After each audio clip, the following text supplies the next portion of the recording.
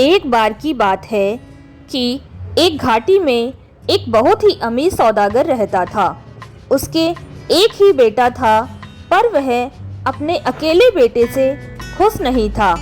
उसका वह बेटा बहुत ही बेवकूफ़ सा था और कोई अक्ल का काम करना तो दूर, कुछ और भी नहीं करता धरता था।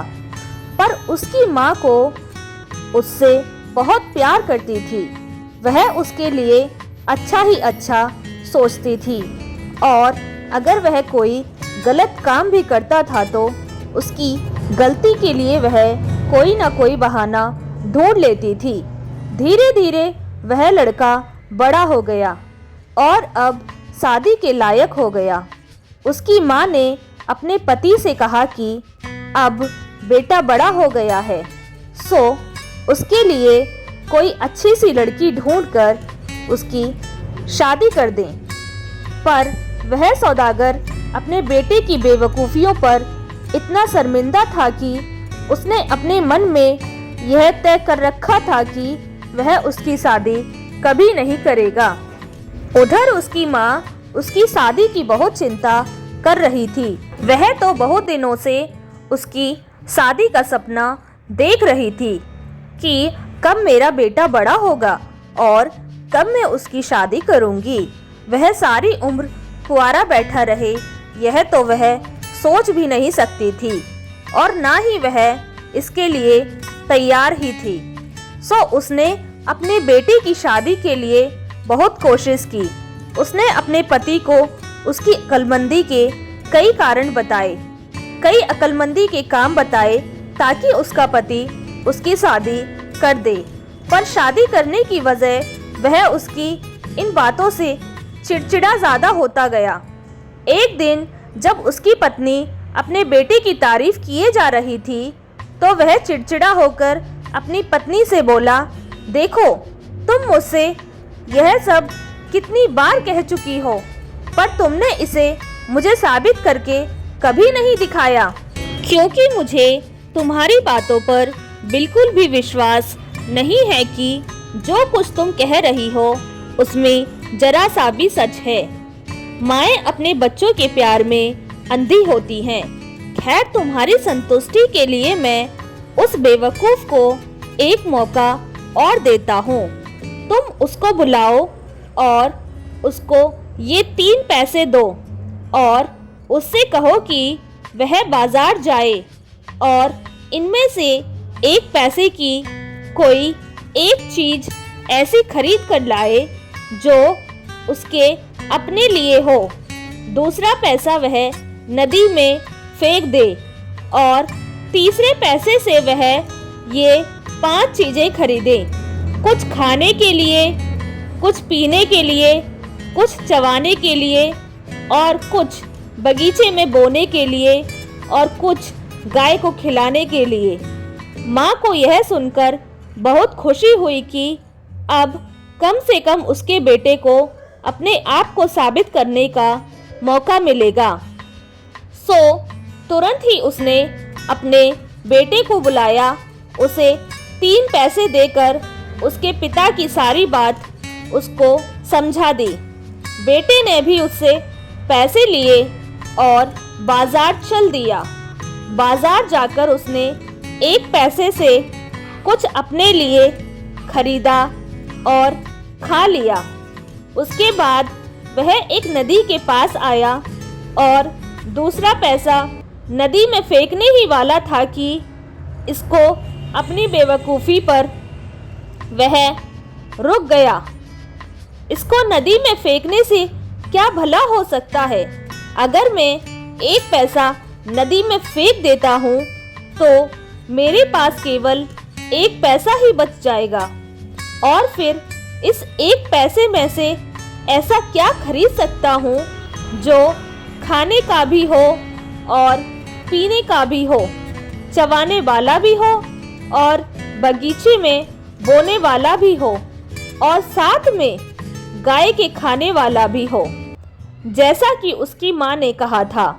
और अगर मैं इसे नदी में नहीं फेंकता हूँ तो इसका मतलब है कि मैं माँ का कहना नहीं मानता। वह इसी सोच में पड़ा था कि किस्मत से उसे उसी समय वहां से एक लोहार की बेटी जा रही थी। उसने देखा कि नदी के किनारे एक लड़का उदास खड़ा था। उसने उसको वहां इस तरह खड़े देखकर उसने उससे पूछा कि क्या बात है, वह इतना उदास क्यों है। उसने उस लड़की को वह सब बताया जो उसकी माँ ने उससे कहा था। फिर उसने उसको बताया कि उसकी माँ ने तीसरा पैसा नदी में फेंकने के लिए कहा था, पर यह तो बेवकूफ़ी है, लेकिन वह करे तो क्या करे। पैसा नदी में नहीं फेंकने पर तो माँ का कहना ना मानना होगा, जो वह नहीं चाहता था। वह लड़की बहुत होशियार थी। वह बोली, मैं तुमको बताती हूँ कि तुम क्या खरीदो। तुम जाकर एक पैसे का तरबूज खरीद लो और तीसरा पैसा अपनी जेब में रख लो। उसको तुम नदी में मत फेंको। तरबूज? हाँ तरबूज।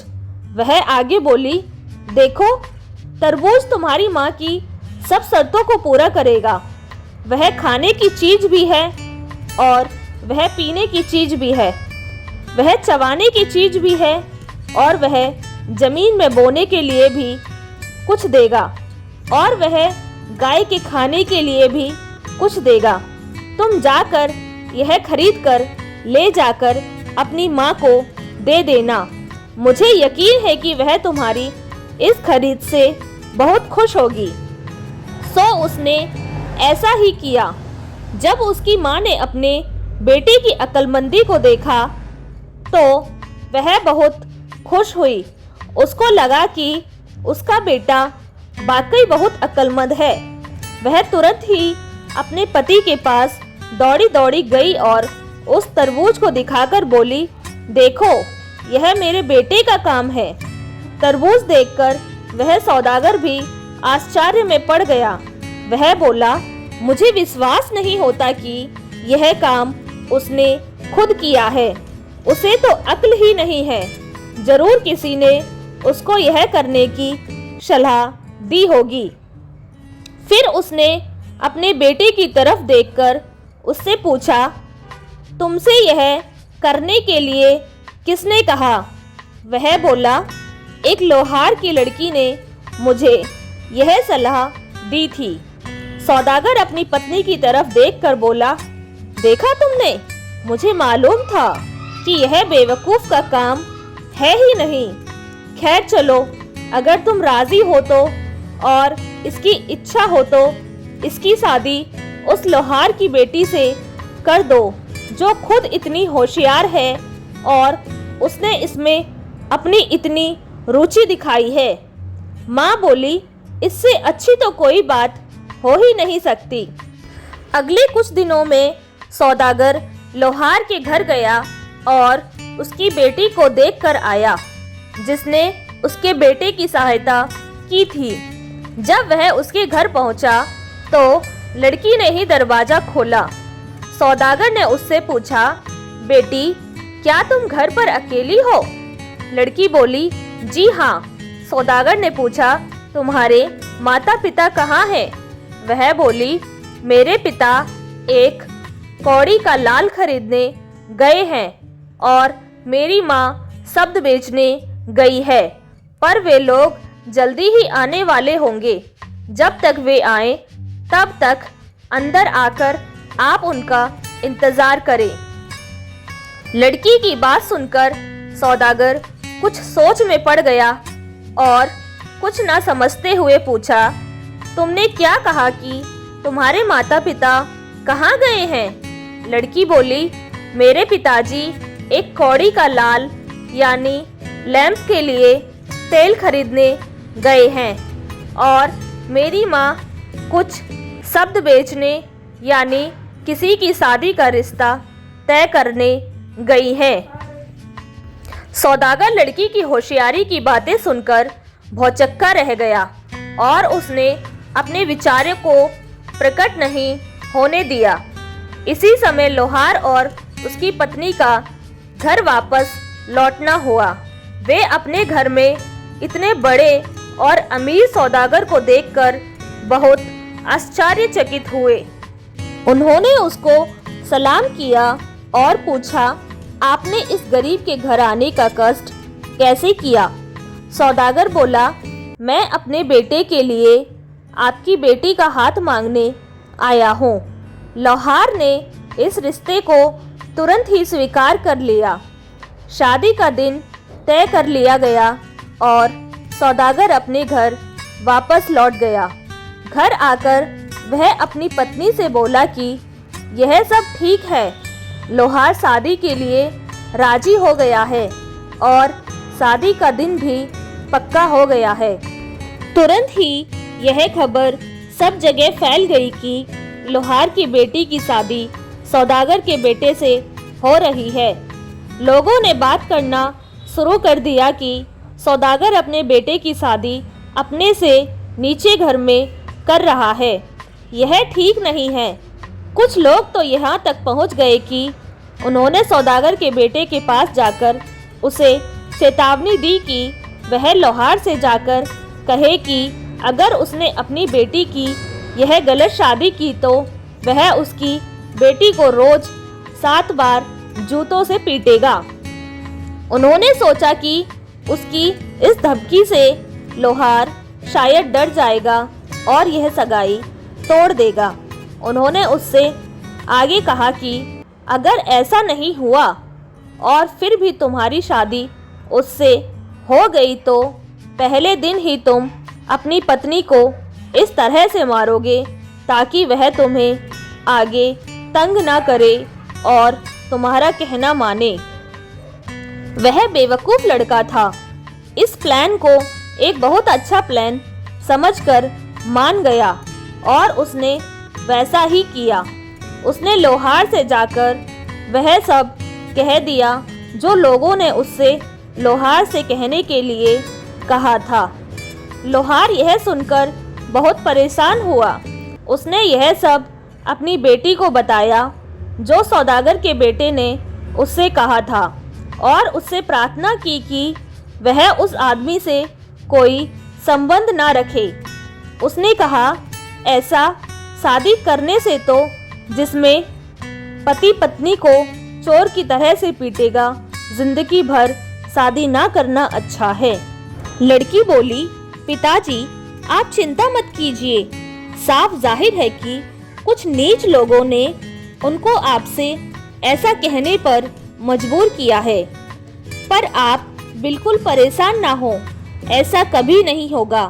एक आदमी के कहने में और उसके वही काम करने में बहुत अंतर होता है। आप मेरे लिए बिल्कुल ना डरें। जो कुछ उन्होंने कहा है वैसा कभी नहीं होगा। जिस दिन की शादी तय हुई थी उस दिन धूमधाम से शादी हो गई। आधी रात को दूल्हा उठा और यह सोचते हुए कि उसकी पत्नी सो रही होगी, उसने एक जूता उठाया और उसको उससे मारने ही वाला था कि पत्नी ने अपनी आंखें खोल दी। वह बोली, ऐसा नहीं करते। शादी की पहली रात को ही लड़ना झगड़ना अपशगुन होता है। कल को अगर तुम चाहो तो मुझे मार लेना, पर आज की रात तो तुम मुझसे मत लड़ो। अगली रात दूल्हे ने दुल्हन को मारने के लिए फिर से अपना जूता उठाया और उसने फिर से उससे प्रार्थना की कि अगर पति पत्नी शादी के पहले हफ्ते में ही एक दूसरे का अपमान करते हैं तो यह बहुत बड़ा अपशगुन होता है। मैं जानती हूँ कि तुम एक बहुत ही अक्लमंद आदमी हो और तुम मेरी बात सुनोगे। तुम अपना यह काम 8वें दिन के लिए रख लो। उस दिन तुम मुझे जितना चाहे उतना मार लेना। लड़का राजी हो गया और उसने अपने हाथ में लिया हुआ जूता एक तरफ फेंक दिया। मुसलमानों के रीति रिवाजों के अनुसार 7वें दिन लड़की अपने पिता के घर आई। जब लड़के के दोस्त लोग उससे मिले तो वे बोले, आहा, तो उसने तुम्हें भी अच्छा बना दिया। तुम कितने बेवकूफ़ हो, हमें मालूम नहीं था कि ऐसा ही होगा। इस बीच सौदागर की पत्नी अपने बेटे के आगे के जीवन के बारे में सोच रही थी। वह सोच रही थी कि अब समय आ गया है जब उसको आज़ादी से रहना चाहिए। सो उसने अपने पति से कहा, तुम उसको कुछ सामान दे दो और उसको बेचने के लिए उसे बाहर जाने दो। सौदागर बोला, कभी नहीं। उसके हाथ में यह सब देना तो ऐसा होगा जैसे पैसे को पानी में फेंकना। वह तो उस सबको बर्बाद कर जाएगा। पत्नी बोली, अब जाने भी दो, उसको अक्ल इसी तरह से आएगी। उसको कुछ पैसे दो और उसको दूर देशों की यात्रा पर भेज दो। अगर उससे वह कुछ पैसा कमाता है तो कम से कम हम उससे यह उम्मीद रख सकते हैं कि वह पैसे की कीमत समझेगा, और अगर वह पैसा गवाकर गरीब होकर लौटता है तो हम यह उम्मीद करेंगे कि जब वह दोबारा कमाएगा तो उसकी कीमत समझेगा। वह किसी भी हालात में लौटे, हम फायदे में ही रहेंगे। इनमें से किसी भी अनुभव के बिना वह कुछ नहीं सीख सकता। इस तरह सौदागर की पत्नी ने सौदागर को अपने बेटे को अकेले व्यापार पर भेजने के लिए राजी कर लिया। उसने अपने बेटे को बुलाया और उसको कुछ पैसे दिए, कुछ सामान दिया और कुछ नौकर उसके साथ उसे व्यापार करने भेज दिए। इस तरह वह नौजवान सौदागर अपने नौकरों के साथ व्यापार पर चल दिया।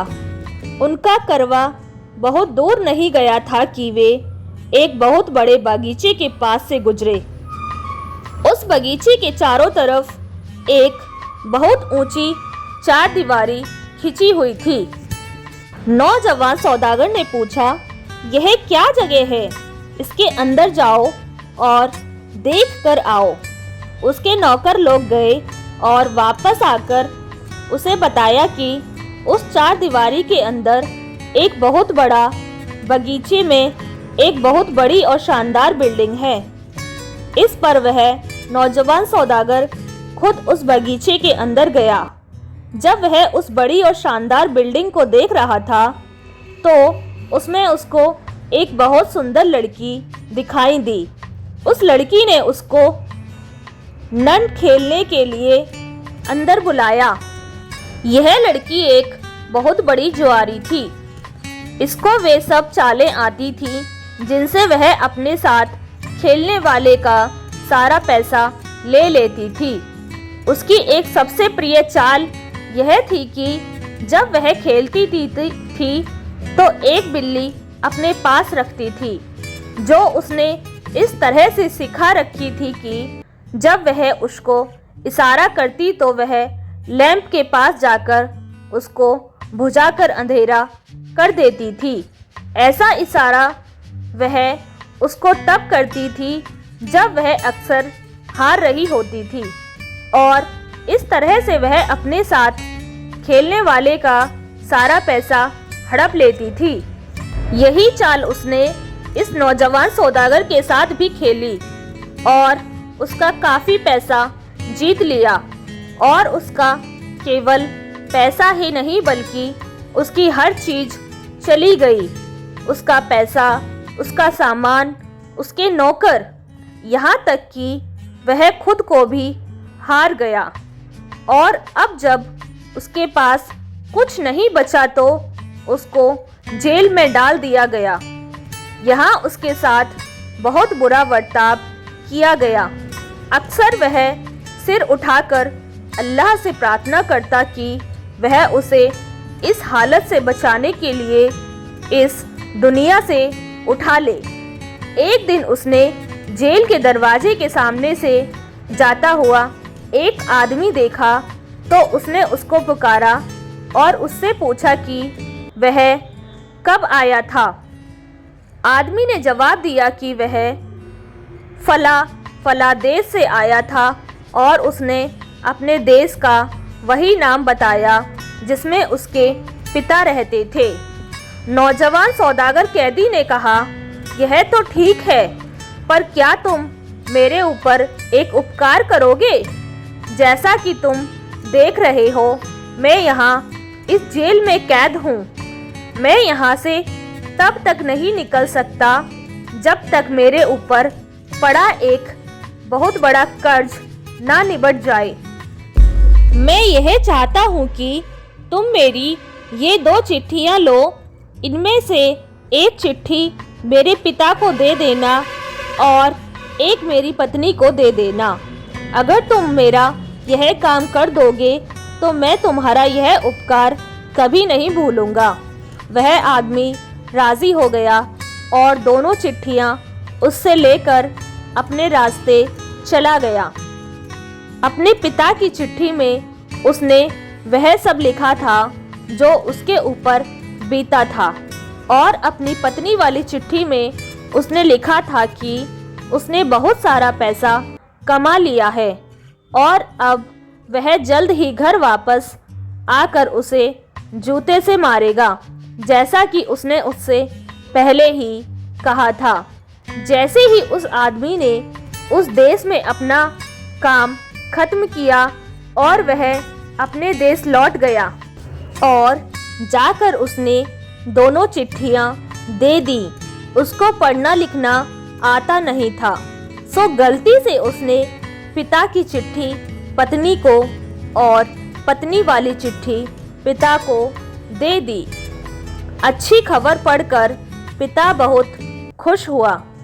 हालांकि उसको यह समझ में नहीं आया कि वह चिट्ठी उसकी वजह उसकी बहू को क्यों लिखी गई थी और उसने उसके बेटे ने अपनी पत्नी को ऐसे पीटने वाली बात क्यों लिखी थी। जब सौदागर के बेटे की पत्नी ने अपनी चिट्ठी पढ़ी तो वह बहुत दुखी हुई और उसको भी यह समझ में नहीं आया कि वह चिट्ठी उसके पति ने अपने पिता के नाम क्यों लिखी थी, उसके नाम क्यों नहीं लिखी। यह बात ना समझ पाने से वह अपने ससुर के पास गई और जाकर अपनी चिट्ठी का हाल उनको बताया तो दोनों की गुत्थी और उलझ गई, क्योंकि दोनों चिट्ठियों में अलग अलग लिखा था। बहू बहुत होशियार और समझदार थी। उसने अपने ससुर से बात की कि वह अपने पति की सहायता के लिए चल पड़ी और अगर हो सका तो उसको आज़ाद कराने के लिए भी।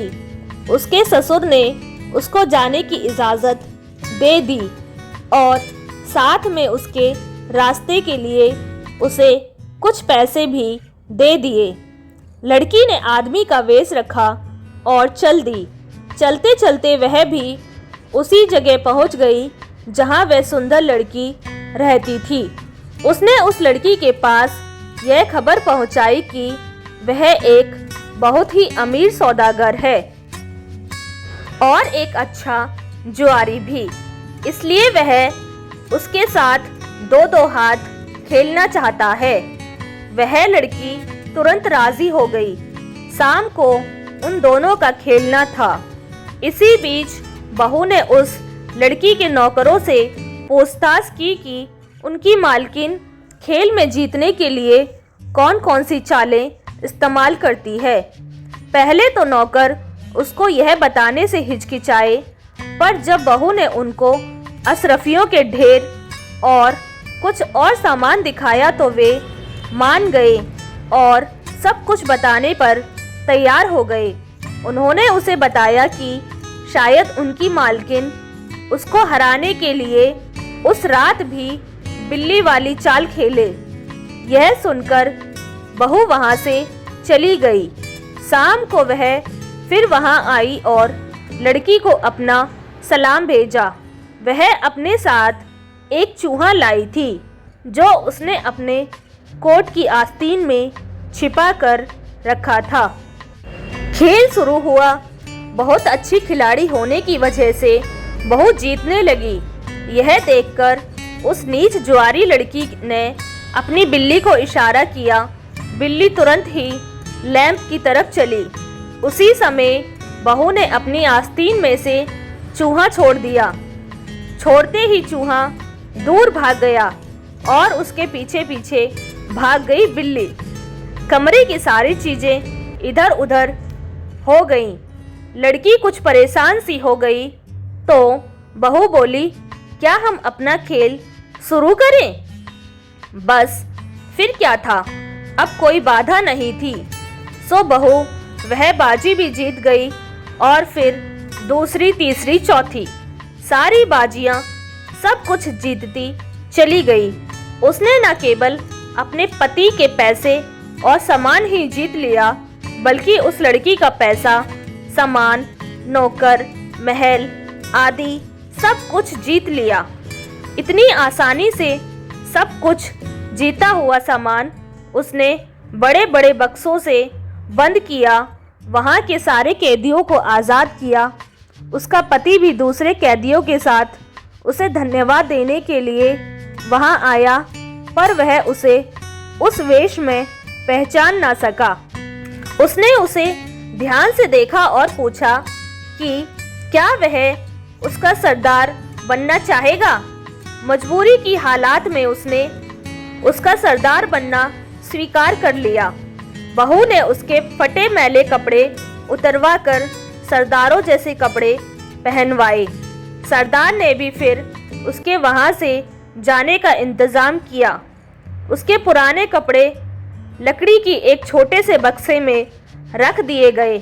सारे बक्सों की चाबियाँ सरदार के हवाले कर दी गईं और जिस बक्से में नौजवान सौदागर के पुराने कपड़े थे, उस बक्से की भी चाबी बहू ने अपने पास रख ली।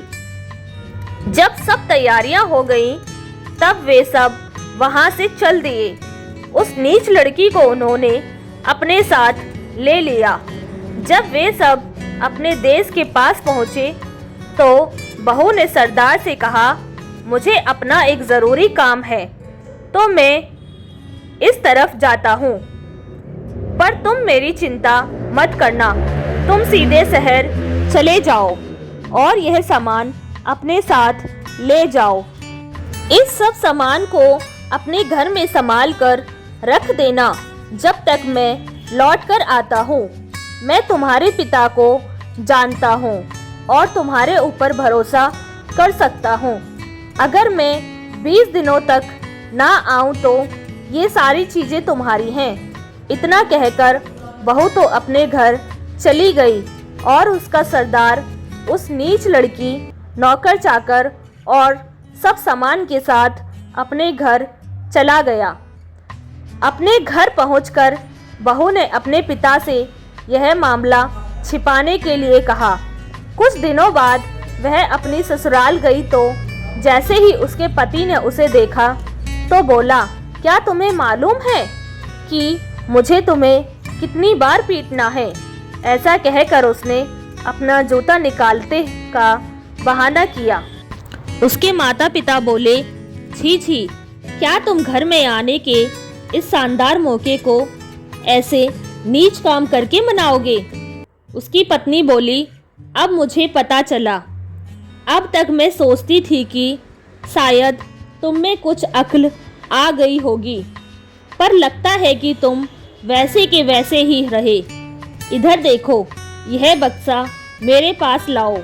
उसको खोलो और उसमें रखे गंदे कपड़े देखकर बताओ कि ये कपड़े किसके हैं, तुम्हारे या किसी और के। इनको देखो और याद करो कि जेल के रखवालों ने तुम्हारे साथ कैसा व्यवहार किया था, कितनी जोर जोर से मारा था उन्होंने तुमको, कितनी खराब और कितना कम खाना दिया था उन्होंने तुमको, और कितनी गालियां दी थी उन्होंने तुमको। यह याद करके तो तुम कांप जाते होगे ना। सुनो, मैं ही वह अमीर सौदागर का बेटा हूँ जिसने तुमको छुड़ाया है। जो चिट्ठी तुमने अपने पिता को लिखी थी वह इत्तेफाक से मेरे पास आ पहुँची। मैंने तुम्हारा दुख पढ़ लिया और तुरंत ही तुमको छुड़ाने के लिए चल पड़ी। मैंने एक नौजवान सौदागर का वेश रखा और जाकर उस लड़की से मिली जिसने तुम्हें बेवकूफ़ बनाया था। मैं उसके साथ खेल खेली और तुम्हारा सब कुछ जीत लिया जो तुमने हारा था, और इसके अलावा उस लड़की का भी सब कुछ जीत लिया। यह वही लड़की है। जाओ और जाकर उससे पूछो कि वह मुझे पहचानती है कि नहीं। उस जुआरी ने लड़की से कहा, हाँ हाँ, यही है वह। सौदागर का बेटा तो यह सब सुनकर भौचक्का रह गया। उसके मुंह से तो कोई बोल ही नहीं फूटा। सौदागर की पत्नी ने अपनी बहू की तरफ देखा और उसको आशीर्वाद दिया। सौदागर खुद अपने बेटे से इतना नाउम्मीद और गुस्सा था कि वह ना तो कुछ बोल सका और ना ही कुछ कर सका। आखिर उसने अपनी पत्नी की तरफ देखा और बोला, अब तुम्हें विश्वास हो गया कि तुम्हारा बेटा कितना बेवकूफ़ है। यह सब सामान और जवाहरात बहू को दे दो, वह उसके लिए बहुत अच्छा है।